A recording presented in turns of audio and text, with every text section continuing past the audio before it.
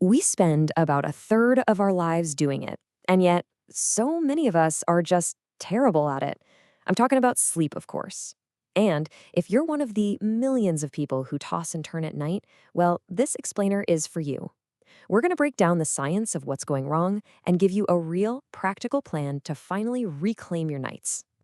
So let's just start with a big question, right? What is it that's really keeping you up? Is it that racing mind that just won't shut off? Maybe it's that email you forgot to send, or just a general feeling of anxiety. It's a personal question for sure, but it's one a staggering number of us are asking every single night. Because here's the thing, this is how common it is. Nearly 1 in every 3 adults on the entire planet isn't getting enough sleep.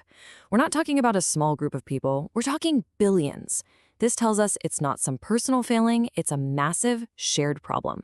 So if you're feeling exhausted, trust me, you are in very, very good company.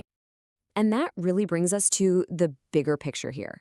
We're smack in the middle of a global sleep crisis.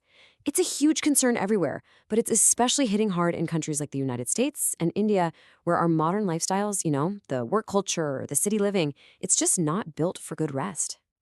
And look, the stakes, they could not be higher. Sleep isn't just about feeling groggy or refreshed the next day. No, it goes way deeper. It directly impacts your mood, your ability to learn and remember things, how strong your immune system is, and yeah, it even plays a major role in your long-term risk for chronic diseases. Getting this right is absolutely fundamental to your well-being. Okay, so let's get into the nitty-gritty. To fix a problem, you first have to know what's causing it. I want you to think of these as the nightly saboteurs, the common culprits that are actively wrecking our sleep. Let's diagnose them one by one. And is it any surprise? The number one saboteur by a long shot is stress and anxiety. When you're stressed out, your body pumps out cortisol. That's the fight or flight hormone. It puts your whole system on high alert. You know that feeling of being wired but tired? That's cortisol, and it's basically screaming danger right when you're trying to whisper good night. And this chart, wow, it really paints a picture. Check this out. A full 35% of adults in India reported their insomnia was directly linked to stress. That's a huge number, and it just shows you that the connection between what's going on in your head and how you sleep is incredibly, incredibly real. All right, saboteur number 2, it's us. More specifically, it's our own bad habits. You know what I'm talking about. Going to bed at 10 p.m. one night and 2 a.m. the next. Or, and we are all guilty of this, that endless scrolling on your phone right up until you close your eyes. This stuff totally throws off our body's internal clock, that circadian rhythm you hear so much about. And speaking of phones, just look at this. It's wild. A massive 60% of adults in the US are using screens in the hour before bed. Now, that blue light beaming out of your device, it's like shining a miniature sun into your eyes. It literally tells your brain to hit the brakes on producing melatonin, which is the key hormone that signals, hey, it's bedtime. Okay, let's talk about saboteur number 3, what we're putting into our bodies. That late afternoon coffee is kind of an obvious culprit, right? But what about that evening glass of wine or that big, heavy dinner you had late at night? Those things can seriously mess with the deep, restorative stages of sleep that your body desperately needs. Yeah, let's zoom in on alcohol for a second, because this one trips a lot of people up.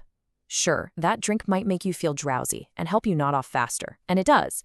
But, and this is a big but, a few hours later, as your body processes it, it completely fragments your sleep.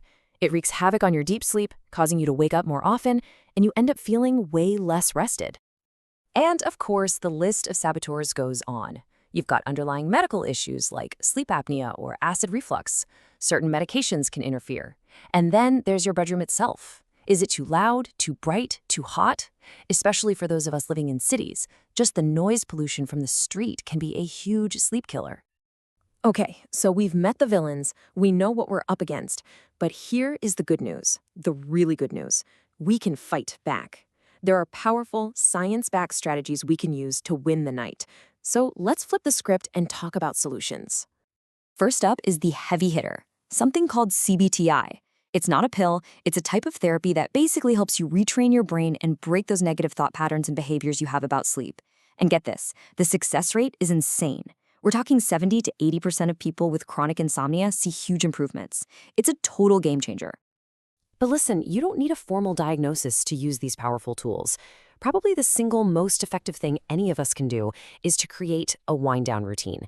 Think of it as a buffer zone between your busy, chaotic day and a peaceful night's rest. It's all about signaling to your mind and body that it's time to prepare for sleep. So, what does that actually look like? Well, here's a super simple 3-step routine you could try tonight.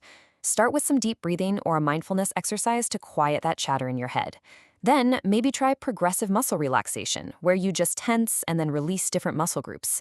And finally, some gentle yoga or stretching can get rid of all that physical tension you've been holding onto all day.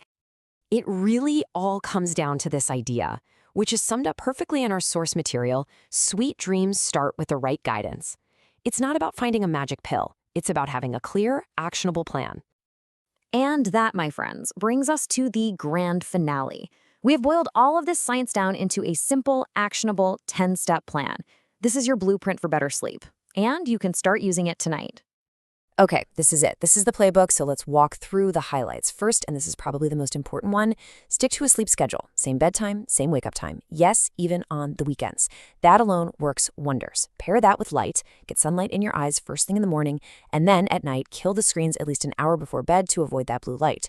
Next, your environment. Turn your bedroom into a cave. It should be cool, dark, and quiet. The sweet spot is around 65 degrees Fahrenheit or 18 Celsius. And finally, build that wind-down routine we just talked about. This is your non-negotiable signal to your brain that the day is officially over. But here's the thing, and if you take away only one thing, let it be this. None of these tips are magic bullets. The real power isn't in doing one of these things once in a while. The power is in consistency. It's about turning these actions into automatic habits. That is what will fundamentally change your relationship with sleep. So that leaves us with one final question for you. Don't get overwhelmed and think you have to do all 10 things starting tomorrow. That's not the point. The point is to just start. So I'll ask you directly, looking at this plan, what is the one small change you can commit to making tonight?